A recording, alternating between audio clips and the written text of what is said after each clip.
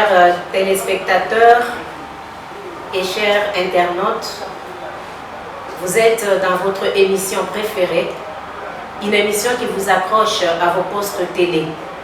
Émission Un livre, 1000 idées. Un livre, 1000 idées a commencé depuis la fois passée, C'est présentation sur la Bible.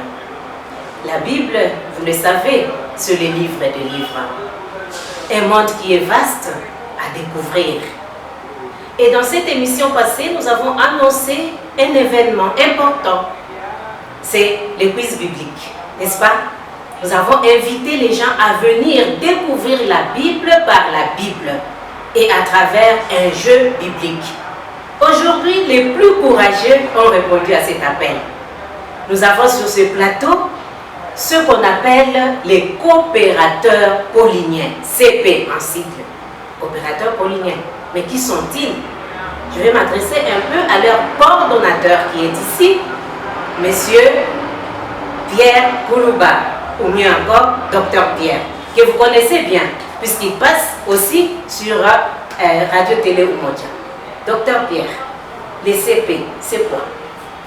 Oui, bonjour ma soeur et merci pour la question. Les CP, ce sont des coopérateurs pauliniens. Alors les coopérateurs, ce sont des laïcs qui acceptent de travailler en collaboration avec les religieux. Et pour ce qui nous concerne, les coopérateurs pauliniens, nous travaillons en collaboration avec les filles de Saint-Paul. Les filles de Saint-Paul qui sont dans la grande famille d'Alberione, la famille paulinienne. Et la famille paulinienne est composée de beaucoup de branches. Dans une de ces branches, nous avons les filles de Saint-Paul qui ont un charisme spécial de pouvoir diffuser l'évangile à travers les moyens de communication. Les moyens de communication, c'est-à-dire les livres. Et le premier moyen de communication, c'est d'abord la Bible, qui est la lettre que Dieu a écrite à ses enfants. Et nous sommes témoins de pouvoir les accompagner à travers la diffusion et les différents moyens de communication. Par exemple, les diffusions ou bien les expos dans des paroisses, les expos dans les écoles. Alors, nous appelons ça la charité. Nous faisons la charité de la parole. Et nous les accompagnons à travers ces nobles missions. Là où eux ne peuvent pas être, nous les laïcs, nous sommes là pour faire le pas. Voilà un peu ce que les coopérateurs peuvent dire. J'aimerais mieux, avant de commencer cette émission, que vous puissiez vous présenter chacun. Je commence avec la maman qui est à ma droite. Qui êtes-vous? De quelle paroisse venez-vous? Merci beaucoup. Moi, c'est Micheline Moukalaï, coopératrice paulinienne. Je suis de la paroisse Saint-Laurent. Bonjour, moi c'est Christophe Saloum Malabalou. Je suis coopérateur paulinien. Je viens de la paroisse Christ Sauveur, au Bel-Air. Ma sœur, bienvenue à cette émission. Voulez-vous dire aux téléspectateurs qui êtes-vous? Oui, merci ma soeur. Moi, je réponds au nom de sœur Armande Ouattara, fille de Saint-Paul. Vous êtes fille de Saint-Paul. Bienvenue ma sœur. À côté de vous, je vois Docteur Pierre que je connais déjà, mais quand même, c'est lui qui se présente lui-même, puisque les téléspectateurs, peut-être il y en a qui ne le connaissent pas encore. Oui, moi c'est Docteur Pierre Koulouba. Je suis coopérateur paulinien. Et je suis aussi engagé à la paroisse Saint-Pierre et Paul dans le groupe du Renouveau Charismatique. Et aujourd'hui, nous allons découvrir avec eux une partie seulement, une partie du livre de la Genèse, n'est-ce pas? J'espère que vous êtes bien préparés et vous n'allez pas décevoir nos téléspectateurs. Sans plus tarder, je commence par la toute première question. Mais avant de commencer, j'aimerais bien vous dire, vous êtes combien? Vous êtes 4. Dans un quiz biblique, il y a plusieurs participants, mais au finish, il y a seulement un seul gagnant. Un seul gagnant. Donc le gagnant, c'est celui-là qui a bien maîtrisé sa Bible, la partie qu'il a lue ou qu'il a lue, qui va répondre avec rapidité, empressement, mais d'une manière exacte, correcte, prompte mais correcte. Donc nous sortirons de cette émission seulement avec un seul gagnant. Et le prix est là. Regardez votre prix qui vous... Vous avez vu votre prix? C'est une Bible africaine. Gagner une Bible africaine, c'est une merveille. Parce que la Bible africaine est une Bible bien faite. Bien faite dans le sens où le texte de la Bible est top. Mais à côté de cela, il y a tellement d'explications et de commentaires qui vous aident à maîtriser la parole de Dieu, entrer dans ce monde, peut-être sans même prédication. Sans prédication. Découvrir ce monde de la Bible à travers les explications qui sont là-dedans. Donc je vous encourage à gagner, sortir ici d'aujourd'hui avec une Bible africaine. Bon courage mes amis. Alors nous commençons notre quiz biblique.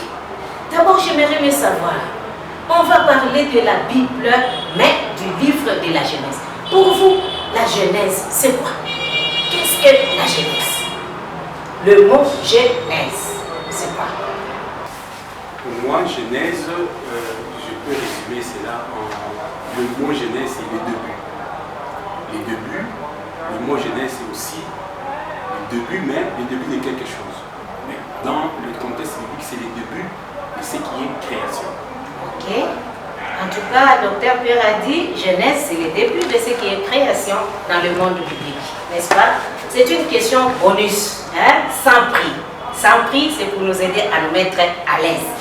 Je vais vous dire ce que moi j'ai pu lire aussi dans la Bible africaine. On nous dit ceci. Le peuple de toutes les races, de toutes les civilisations, se sont toujours posé des questions importantes dans la vie. Par exemple, d'où vient l'homme? Pourquoi naissons-nous? Pourquoi mourons-nous? Ce sont des questions importantes de la vie. Et pourquoi on se pose ces questions? C'est pour savoir pourquoi le monde est né, pourquoi vivons-nous, mais pour avoir donné du sens à ce que nous faisons et ce que nous vivons. C'est dans ce sens-là que Genèse, c'est aussi, comme vient de le dire le docteur Pierre, le début, c'est-à-dire la naissance, le commencement. Alors dans la Bible, dans le livre de la Genèse, vous allez trouver justement le commencement du monde. C'est vrai, les scientifiques vont dire une chose, la Bible va en dire une autre, mais ce qui est important, c'est que dans ce commencement, on voit l'être humain qui est créé à l'image et à la ressemblance de Dieu. C'est une grâce. Alors, la question, on part. Question au gagnant. Première question. Voilà notre quiz. Vous avez lu certainement le récit de la tentation ou l'origine du péché. Lorsque tout a commencé, la tentation aussi est venue, n'est-ce pas? Vous avez lu ça. Et selon la Bible, le serpent qui a tenté, le serpent a tenté qui? A tenté la femme, n'est-ce pas? Et le serpent a prononcé une parole à la femme pour introduire sa tentation qui va nous dire, cette phrase-là, c'est laquelle? Qui réussit, c'est 1 point. Et qui ajoute encore le verset, c'est 2 points. Quelle est la phrase avec laquelle le serpent a introduit sa tentation auprès de la femme? Maman Micheline, CP Micheline est courageuse. Est-ce que Dieu vous a demandé de ne pas manger le fruit qui se trouve au milieu, le fruit de l'arbre qui se trouve au milieu du jardin? Très bien. Est-ce que Dieu vous a dit, autrement dit selon la Bible africaine, hein, vraiment, Dieu vous a dit, vous ne mangerez pas de tout arbre du jardin? Vous ne mangerez pas de tout arbre du jardin? Est-ce que Dieu a dit, vous ne mangerez pas? Hein? Donc, Maman Micheline est dans le bon chemin. Nous pouvons l'applaudir. Micheline, 1 point. Excusez-moi de noter, puisque je suis limitée, je risque de me perdre. Voilà, deuxième question. On y va, on y va, on y va. Ça, c'est une question vraiment bonus. Je crois que vous tous, vous allez répondre si vite. Veuillez citer par ordre de classement les 5 premiers livres de la Bible. Et comment les appelle-t-on? Les 5 premiers livres de la Bible. Y compris la Genèse. compétent. Mais comment? Oui, docteur Pierre, à vous la parole. Les 5 premiers livres, il y a la Genèse, il y a l'Exode, il y a le Nombre, il y a Lévitique et Deutéronome. Est-ce que docteur a réussi? Il a bien rendu? Les participants, selon vous, est-ce qu'il a réussi? Oui. Ok, on peut applaudir? 5 points, en tout cas. Très bien. Donc là, il a déjà supplanté Maman Micheline, parce que Maman Micheline a 1 point, lui en a déjà 5. Deuxième question. Le livre de la Genèse a combien de chapitres? Il a fallu être curieux, hein? Encore docteur Pierre. Oui, en tout cas. Le livre de la Genèse a 24 chapitres. 24 chapitres. Je ne suis pas trop sûre. Qui peut tenter? 33 chapitres. 33, 24, 24 et 33. Je ne suis pas trop sûre. Vous allez vraiment rater le cadeau à cause de ça, oui, ma soeur? Le livre de la Genèse, selon moi, compte 28 chapitres. 28 chapitres. Si c'était Matthieu encore, je comprendrais. Mais Genèse, 28 chapitres, ma soeur, je ne pense pas. Je ne suis pas trop sûre. Maman Micheline, vous voulez oser? Autrement, j'ouvre moi-même les livres de la Genèse et voilà, je peux ouvrir. Moi, j'ai déjà regardé là-dedans. Les livres de la Genèse a 50 chapitres. Applaudissez pour vous-même. Donc là, à cette question, 0001. Très bien. On peut continuer? Non, c'est bien cette surprise. Lors de la création, on parle d'un certain fleuve qui sortait d'Éden pour irriguer les jardins. On a parlé du jardin ici, hein, là où le serpent a tenté la femme. Mais il y a aussi un fleuve. Ce fleuve-là, comment s'appelle-t-il? Et si vous ne vous souvenez pas du nom du fleuve, du moins on dit dans la Bible que ce fleuve-là a des bras. Et c'est combien de bras? Citez-moi au moins 2 bras. Et vous êtes à 2 maintenant. Docteur Pierre, vous avez déjà gagné 5 points. Est-ce que vous pouvez laisser que la sœur s'y tente de gagner quelque chose? Oui, ma sœur. Le nom du fleuve, si je peux citer 2, c'est que je lis. Nous avons le fleuve Bouchon, Tigre. Vous avez cité les 2. Oui, je vais ajouter, si vous voulez bien. Oui. Nous avons aussi Bouillon et l'Euphrate. Bravo! Applaudissements! La sœur a gagné. C'est combien ta question déjà? Numéro 3, numéro 4. Numéro 4, c'est 3 points. Waouh, c'est beaucoup, hein? 3 points. Très bien. Ça, c'est sœur. Pardon, j'ai donné tes points à quelqu'un d'autre. Sœur Armande. Donc, docteur Pierre a 5 points. Maman Micheline, CP Micheline a 1 point. Et sœur Armande a 3 points. Jusque-là, papa Saloumou n'a pas encore mis quelque chose dans sa poche. Alors, peut-être prochainement, c'est son tour. Voyons-y. Allons-y, allons-y, allons-y. Les jours où Dieu fit la terre et les ciels, il n'y avait pas encore sur la terre, il n'y avait rien. Il n'y avait aucun arbuste de champ, aucune herbe de champ n'avait encore germé. C'est ce que la Bible dit. Mais pourquoi? Les jours que Dieu créa la terre et le ciel, il n'y avait encore aucun arbuste, aucun arbre, c'est une herbe. Aucune herbe de champ n'avait encore poussé. Et puis la Bible dit car, car quoi? Lorsque la terre était informe et vide, il y avait les ténèbres qui couvraient l'abîme et l'Esprit de Dieu planait sur les eaux. Vous avez tout à fait raison, ça existe quelque part. Mais par rapport à la question que j'ai posée, pour que la terre germe, le Seigneur a besoin de quoi et de qui? Maman Micheline, voyons un peu. Pour que la terre germe, il fallait, et le Seigneur a besoin de sa parole. La parole. Donc, il fallait que le Seigneur dise que ça existe et que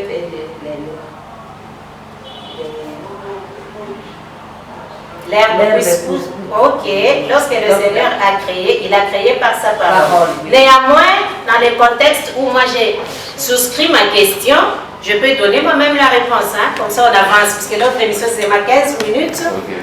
Alors j'ai dit ça moi-même. Lorsque Dieu a créé le Seigneur, le jour où le Seigneur Dieu fit la terre et le ciel, il n'y avait encore sur la terre aucun arbuste de champ et aucune herbe de champ n'avait encore germé, car le Seigneur Dieu n'avait pas fait pleuvoir la terre et il n'y avait aucun homme pour cultiver. N'est-ce pas? Nous avons besoin de la pluie pour que la sémence germe. Et le Seigneur a besoin de l'homme pour cultiver la terre. Alors à cette question, je mets quoi? 0, 0, 0 partout, hein? 0, 0 avec, à l'école secondaire, à l'école primaire, on mettait 0 avec des oreilles, hein? Okay. On peut continuer? Courage, ne vous découragez pas. La Bible dit, le Seigneur planta un arbre au jardin. De quel arbre s'agit-il? Ça c'est facile. Le Seigneur Dieu, ma soeur, vous avez été la première, oui. Il y avait l'arbre de la connaissance du bien et du mal, et puis l'arbre de la vie. Vous pouvez applaudir. Voilà. Ça, c'est tout à fait juste. Ma soeur, vous avez encore un point. Ça vous fait 4. Attention, docteur Pierre, on va vous dépasser. Hein? Saisissez les temps, saisissez la question qui va venir pour vous. Alors, ça, c'est facile aussi. Quel est le nom où habita Caïn après le meurtre de son frère Abel? Lorsque Caïn a tué son frère, il est allé se réfugier quelque part. La sœur a déjà soulevé les doigts. Est-ce que je ne vais pas faire la discrimination puisque vous êtes ma consoeur, mais c'est vous qui avez soulevé avant. Ma sœur, voulez-vous nous dire? Oui, le nom du pays là où Caïn est allé se réfugier après avoir tué son frère, c'était Nod. Très bien, on peut applaudir. La sœur a déjà 5 points, docteur Pierre 5 points, maman Micheline, la sœur 5 points, maman Micheline 1 point, docteur Pierre 5 points. On peut continuer? Qui sera le gagnant? On va voir. J'ai tourné ma feuille, j'ai encore des questions. Tout à l'heure, vous avez dit le serpent avait introduit son discours en disant, vraiment Dieu vous a dit, vous ne mangerez pas de tout de l'arbre du jardin. Mais est-ce que Dieu avait dit ça? Qu'est-ce que Dieu avait dit au contraire? Ça, c'est ce que le serpent a interprété. Mais Dieu avait dit quoi? Maman Micheline, qu'est-ce que Dieu avait dit en réalité? Dieu avait dit, vous mangerez le fruit de tous les arbres qui se trouvent au jardin, sauf le fruit de l'arbre qui se trouve au milieu du jardin. Ok. On peut applaudir. Quel est le récit que contient le chapitre 5 de la Genèse? C'est quel récit? Là, c'est tout le monde. Ah, ça c'est beau. Le chapitre 5 de la Genèse parle de quoi? Vous voulez répondre? Vous tous ensemble, voyons si ça sera la même réponse. Ça parle de quoi? Répondez, essayez de répondre ensemble. Ça parle de Seth. Ça parle de la descendance de Noé, non, d'Adam à Noé.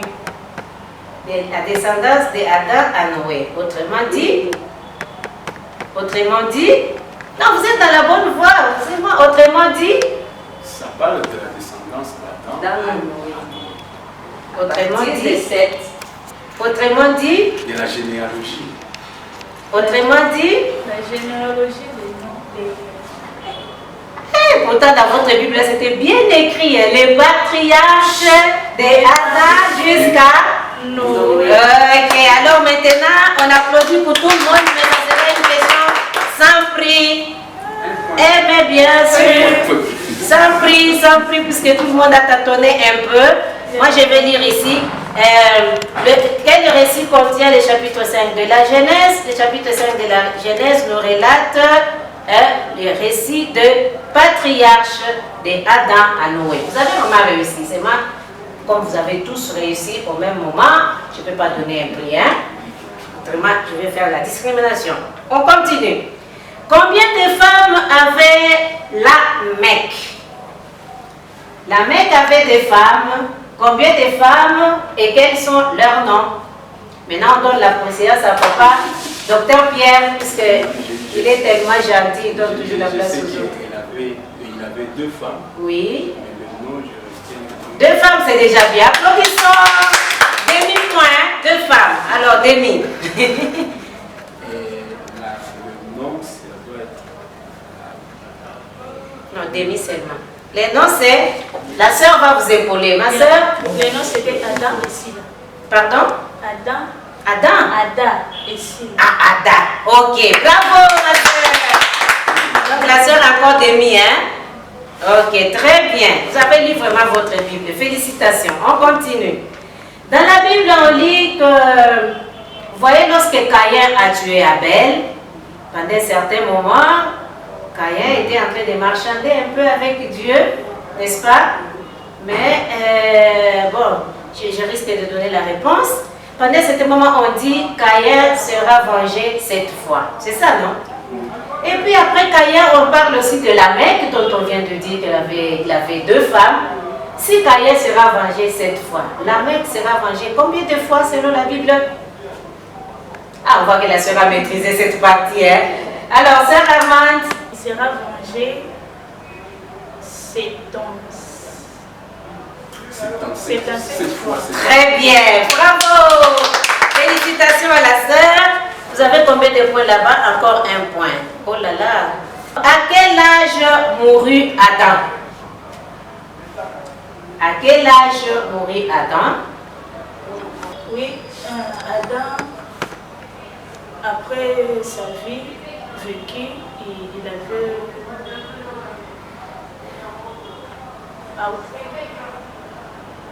Et les minutes passent. 800 ans. 800 ans, je ne crois pas trop. Docteur Pierre? 900. 900, vous êtes proche, mais ça manque encore un peu. Maman Micheline? 950. Là, vous êtes allé trop loin. 934. Vous êtes proche, mais encore un peu. 925. Aïe, aïe, aïe, aïe, aïe. Papa Christophe. En tout cas, j'ai mal fait d'être absent quand on a fait la. Nous n'avons pas fait de séance. C'est tout surprise. Même la sœur ne connaît pas ce que nous avons fait. Non, ne connaît pas. Alors, on a échoué à cette question. Hein? Oui. Je vais vous lire ici. À quel âge mourut Adam? Ou bien, combien d'années Adam a-t-il vécu? Selon la Bible, Adam vécut en tout 930 ans. Lorsque Caïn a tué son frère Abel, pendant un certain moment, j'ai déjà donné la réponse. Il a prononcé une phrase. Lorsque Dieu était en train de le punir, Caïn, désormais tu seras errant, tu vas te promener et le premier homme qui va te trouver va... Je ne vais pas compléter. Qu'est-ce que Caïn avait dit? Il avait dit qu'on puisse lui mettre un signe sur le front pour qu'il ne puisse pas être tué. Et Dieu n'a qu'à un signe pour sceller, c'est assez que la personne qui va le voir ne puisse pas le tuer. Oui, très bien. C'est vraiment la phrase que Caïn a prononcée. Mais bien avant ça, il a dit une chose. Vous savez, lorsque vous commettez un péché ou une faute grave, vous regrettez un peu. Caïn avait quand même regretté un peu, parce que toute la punition que le Seigneur lui c'était vraiment bon. Après, il a dit quelque chose. Je risque de donner la réponse. Je vois ça déjà. Est-ce que j'étais sentinelle pour mon frère? Là, c'est encore trop loin. Oui, ma soeur, voyons. Bon, c'était presque même. Je n'étais pas quand il disait je ne suis pas le gardien de mon frère. Oui, ça, c'est une chose que nous aimons beaucoup, hein, mais ce n'est vraiment pas ça que je cherche. Il avait dit ceci, ma faute est trop lourde à porter. C'est trop lourd à porter. Je crois que devant un péché, si tout être humain se comportait comme ça serait une bonne chose. Hein? Voyons, la sœur Amandine a combien déjà 6 points et demi, c'est ça? Docteur Pierre a 5 points et demi, c'est ça? Et maman Micheline a 2 points. Et papa à son actif, pas encore. Rien. Prochainement, on va l'inviter. Alors, il y a une question bonus pour donner encore la possibilité à quelqu'un de gagner, mais c'est en dehors du livre de la Genèse. C'est vraiment simple. Quel est le premier signe que Jésus a accompli dans la Bible? On l'appelle aussi miracle. Quel est le premier miracle? Ah, là, vous êtes à 3. Donnons la chance à maman Micheline. Jésus changea l'eau en vin. Et c'était où? À Cana. Très bien. Applaudissements. Fête de mariage. Voilà, c'est avec cette question que nous allons boucler notre émission d'aujourd'hui. Nous disons sincèrement merci à nos participants courageux. En tout cas, vous avez été courageux. Hein? Parce que vous savez, la Bible, c'est un monde très vaste. Très vaste, mais un monde merveilleux. Moi, je vous encourage à continuer et à revenir au quiz. Pas le quiz prochain, peut-être on aura les élèves. Mais en tout cas, prêtez-vous encore. Venez, revenez. Prochainement, peut-être vous allez gagner. Peut-être pas une Bible africaine, peut-être une autre Bible, puisqu'aujourd'hui, c'était la Bible africaine qui est en jeu. Et cette Bible, elle revient à la maison malheureusement, ou heureusement. Elle revient à la maison, puisque nous pouvons proclamer la gagnante, sœur Armand. C'est ça, n'est-ce pas? Prenez votre Bible africaine, lisez-la, dévorez-la. Je voyais ma consoeur à la chapelle toujours avec sa Bible. Et moi, je lui ai rien dit. Je lui ai dit, tu seras comme tout le monde. Surprise aujourd'hui, puisque c'est un jeu. Un jeu, on ne prépare pas d'avance. Et vous avez manifesté que vous êtes vraiment fille de Saint Paul, femme de la Bible, consacrée pour la Bible. Continuez de cette manière, lisez-la. C'est la lettre que Dieu a écrite pour toi, pour moi, pour nous tous. Alors, essayons d'en découvrir le contenu pour que cette Bible, cette parole, ce contenu puisse nous transformer. Et en nous transformant, ce contenu rendra notre monde meilleur. Parce que nous allons vivre, nous allons acquérir la pensée de Dieu et nous allons vivre comme des enfants de Dieu puisque nous avons été créés à son image. Merci d'avoir été courageux. À la prochaine. Nous ne manquerons pas de remercier ceux qui nous ont soutenus à la technique. On ne va pas citer leur nom, mais nous allons citer plutôt les directeurs de la RTU, Monseigneur Adolphe Itsoloji, qui suit toutes les émissions préparées, puisqu'il apprécie aussi les contenus. Merci, Monseigneur, de nous avoir associés à cette œuvre évangélisatrice et à la prochaine. Bye. Nous attendons d'autres participants. Venez nombreux. Je te dirai ce que tu deviens.